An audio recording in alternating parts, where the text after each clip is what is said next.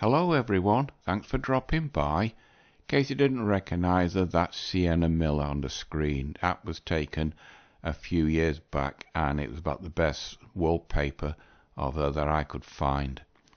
Now the obvious question, would I date her? Possibly, but she's 2 centimetres shorter than me. However, Sienna wouldn't want to date me. She's had a checkered relationship history, and all the guys that she's been with, they've all been taller than me. And her latest boyfriend is, no prizes for guessing, over 6 foot, i.e. 6'1".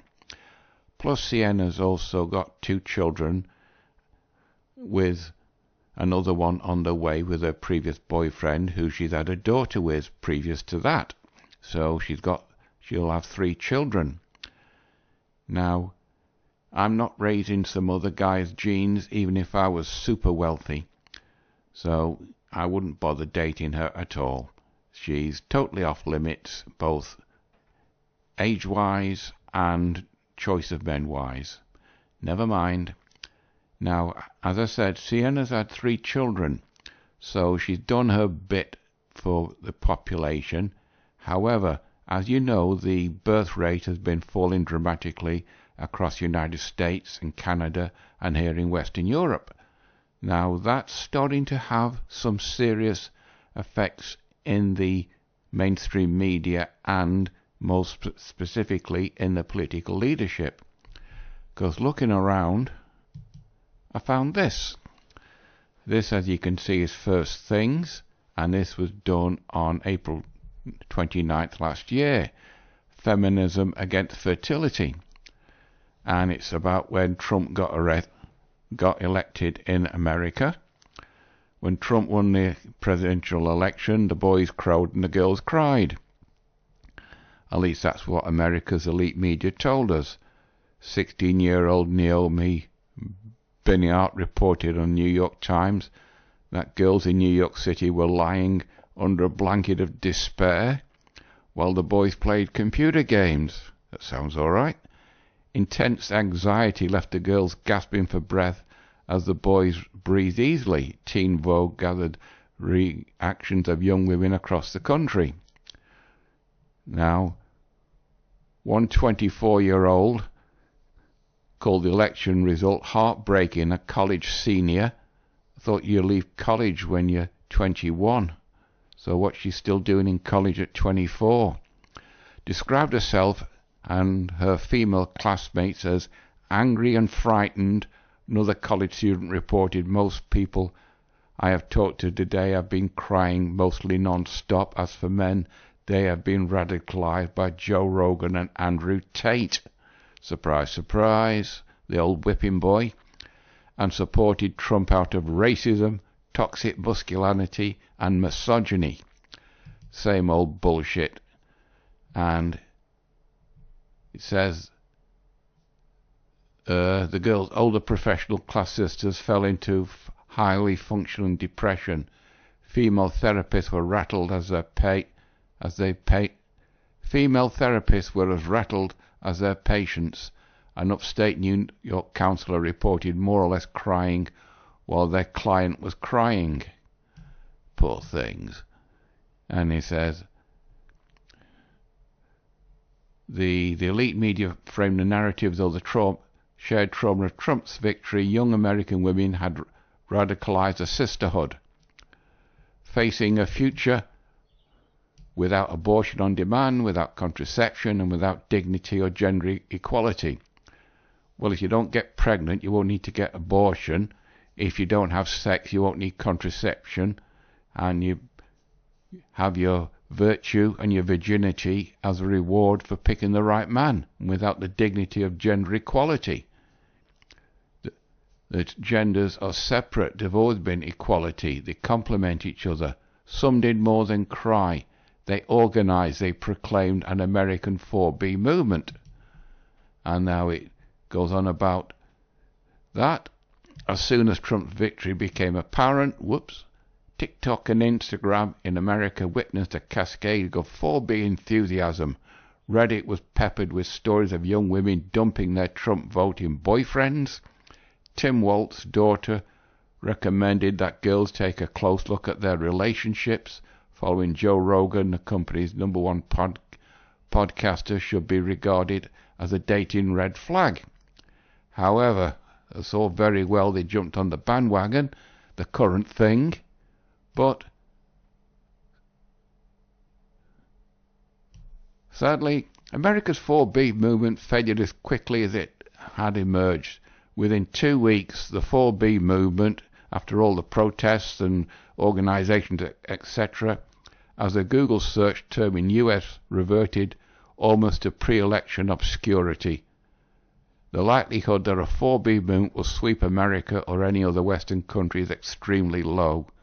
Could have told them that at the beginning. He says, but the significance of America's post-election 4B enthusiasm does not lie in the movement's peculiarities. It lies instead in a profound culture funk about gender-swept coupling and childbearing, which is common across rich democracies. This funk is the root of loneliness epidemics, sex recessions, and fertility crisis. Some have labelled it heteropessimism, a malaise contractable particularly by women who express regret, embarrassment, or hopelessness about straight experience. In other words, despair about sexual romantic relationships with men. So women are blaming men.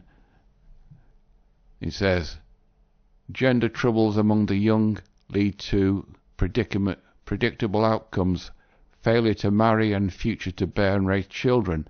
Since 2010, the US marriage rate has been stagnant, propped up by the old as the young abstain.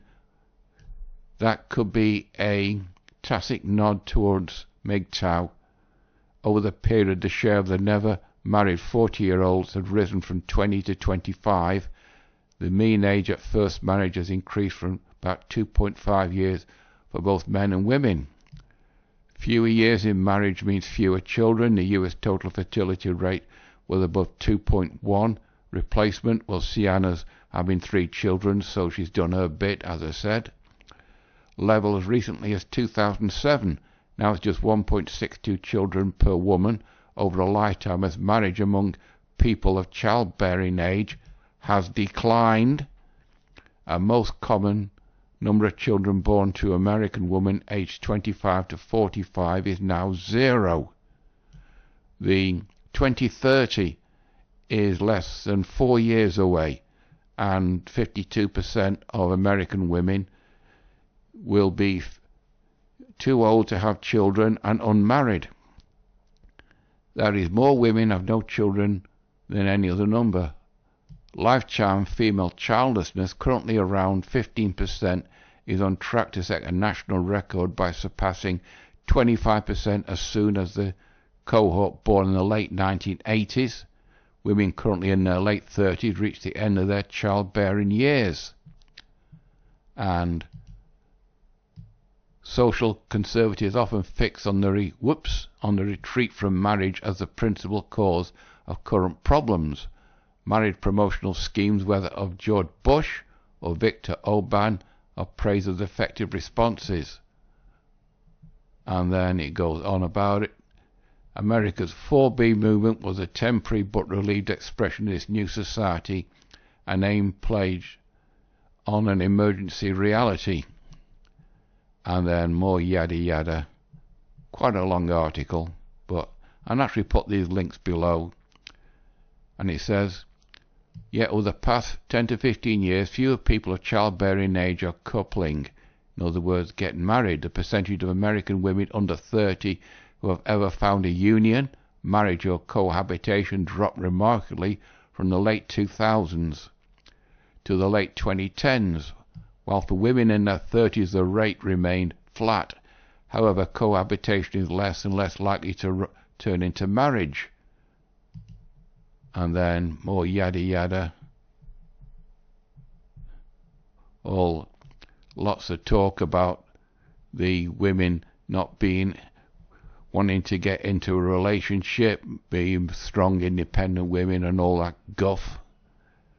It says, A parallel can be drawn between 4B and the syndicalist movement of the early 20th century, criticizing the depredations of capitalism and despairing of the system ever collapsing on its own accord. George Sorrell and other syndicates insisted the only violent action on the part of national revolutionary working class could realize the ideas of socialism. In other words, a pie-in-the-sky bullshit artist. That's what he was. And more yada yada. And then you gotta subscribe to get the rest of it. Now, get back to the top. That's first things, feminism against femininity. Against fertility, sorry. Moving on, this was done on the 18th of July last year. This is Ms. that I've covered before. It's a feminism mag. Progressive pronatalism, that means having lots of babies, is an oxymoron. How arguments bind into the low fertility rate panic fail women. And it goes on about Trump being elected. As a result, Trump's symbolic 1,000-year baby bonus got to remain in the budget bill, while other social spending like Medicaid and food assistance got cut. So any American woman who has a baby gets $1,000. Maybe Trump should put a condition in that any married woman, not a single mom, gets $1,000 for a baby. That would encourage marriage. But it's not just conservatives anymore. Now many progressives are also panicking over an alleged fertility crisis. Good.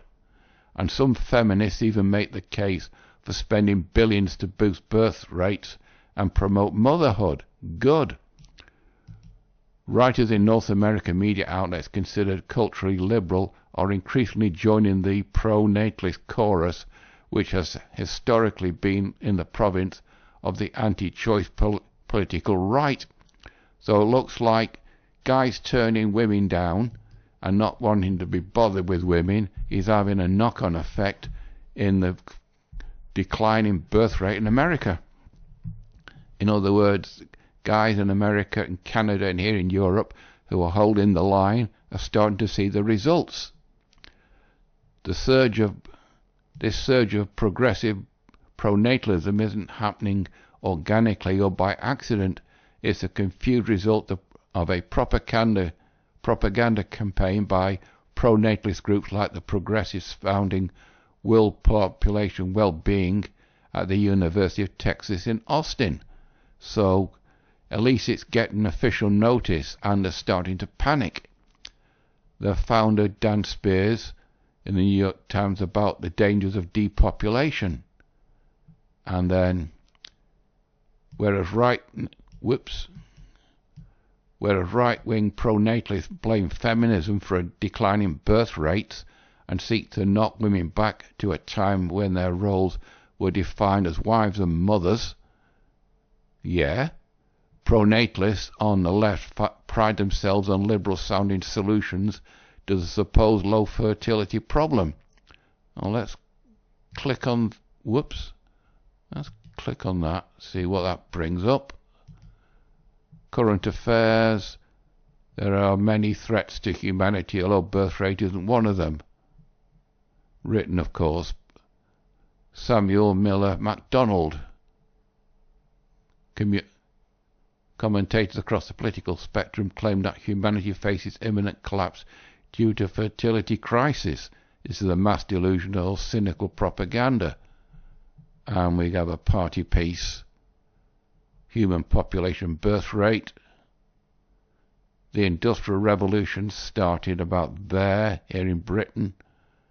Gained pace. America started becoming industrialized, Western Europe, and 1950s.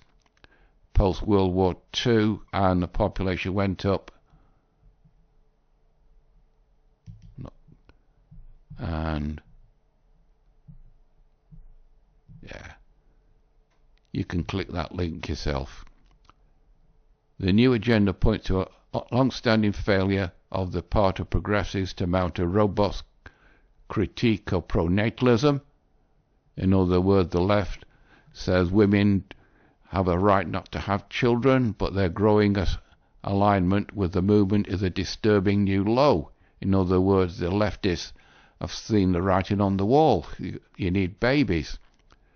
If the contemporary pronatalism and the depopulation alarmists are crouched in terms designed to sound agreeable to the left, that doesn't change the fact they are linked to a host of alarming ideologies: far-right extremism, autocratic regimes, the great replacement conspiracy theory.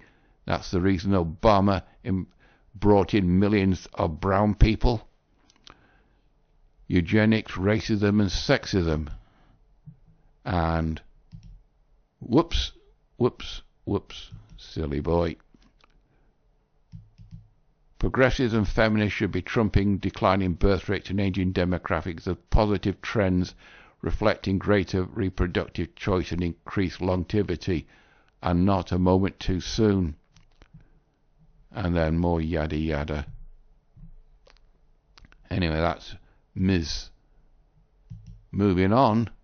In America, this is Desert News. This was done January 11th this year. Government incentives alone won't reverse the fall in birth rate. And this is about the American state of Utah. Utah's fertility rate is worrying the Utah House of Representatives. The birth rates are measured in different ways. Natural Center Health Statistics looks at the birth rate of live births per 1,000 women ages of 15 to 45 using the metric. Utah has led the nation in the per capita production of babies in 2014. Back then it was well known that sometimes toddlers for jokes. But by 2023, the last year for the figures, Utah ranked 8th in that metric, well behind the number one in South Dakota. And fertility rates are a problem in nearly every part of the world, in every state in America, but Utah's fall has been especially dramatic. And then more yada yada about it. The fall in birth rate in Utah starting to get worried in the political spectrum, and that is just one state alone. But to finish this off, because I'm on the 20 minutes now, as birth rates tumble, some progressives say the left needs to offer ideas and solutions. These are two lesbians in Baltimore, where apparently that's an enclave of wokeness in America. They got married, which is ridiculous. Last year, the couple began weighing seriously whether or not to have a child. Well, she's too old, and she might get pregnant, but these two lesbians can't understand that it takes a man and a woman to produce a baby. So they're going to have a man's sperm to get her to get pregnant. Now, if she got pregnant, is the sperm from the guy going to come from a sperm bank? The fact that the two women, they could get turned down. If it does, if you do go it by do it yourself, a homosexual and a turkey baser, does the guy have to pay child maintenance? If he's a homosexual, he's going to object to that. What happens if she miscarriages? What then? Remember, she's too old and she's on the borderline. But anyway, it says they have lived and described as a liberal enclave in Baltimore and said they lean toward wanting to be parents, but the world often feels a scary place to raise children. They worry about climate change, which is non-existent, rising income inequality, and America's polarized politics. We have conservatives around the state of the world. Like a lot of young liberal-leaning Americans, they've heard about the falling birth rates in the world, rapidly shifting demographics. And as families shrink, the right takes the lead. This is Musk's tweet. Population collapse continues to accelerate. The left has been absent. Many socialists and population experts have studied birth rates. These assessments are exaggerated. No, they're not. Serious social and economic strains caused by shrinking families are expected to play out over the years, even decades. Well, you can blame that on the rise of feminism, and women becoming too picky. And they only want the top 1% of guys, the 80-20 rule or the 90-10 rule. And the left has been largely absent on this issue. And then to finish this article off, by the way, bull ring in a nose ring in a nose. And they think about growing to a family, said they want to hear more about how to make having children easier and less costly. They also said parenting should remain a personal choice made by couples and women without government or social pressure. Well, somebody should give a newsflash to them too, that you still got to have a man for either of them to get pregnant, because only men can provide sperm. That's how nature intended it.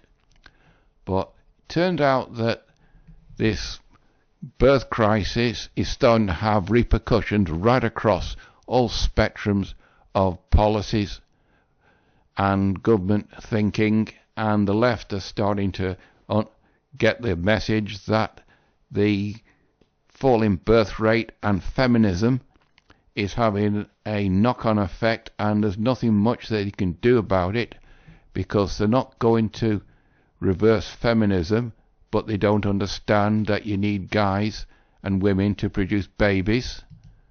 And they might say it's an oxymoron, but government incentives alone won't reverse the falling birth rate. What will reverse the falling birth rate is for society to go back to the way it was, and no boss babes, and women stop becoming as picky as they have been, and only wanting the top 1% of men. And even then, they've got to have a shopping list that all these men have to meet, otherwise they just don't even want to date them. So guys that have been holding the line as MGTOWs, this is the effect, and it won't be long before this entire feminism house of cards collapses, and I'm here for it. It won't affect me because I'm nearly 70, and I know I'll never have children or anything like that, so I'm not really bothered. But it's interesting to watch how society does collapse on itself through its own stupidity and the feminist ideology. Right, I'm on 25 minutes now, so I'll have to stop it. You know the routine, people. Like, dislike, comment, subscribe. It's completely up to you. So until next Monday, I'll see if I can find some more on this time, but it could be something else. But until then, that's it from me. Bye-bye.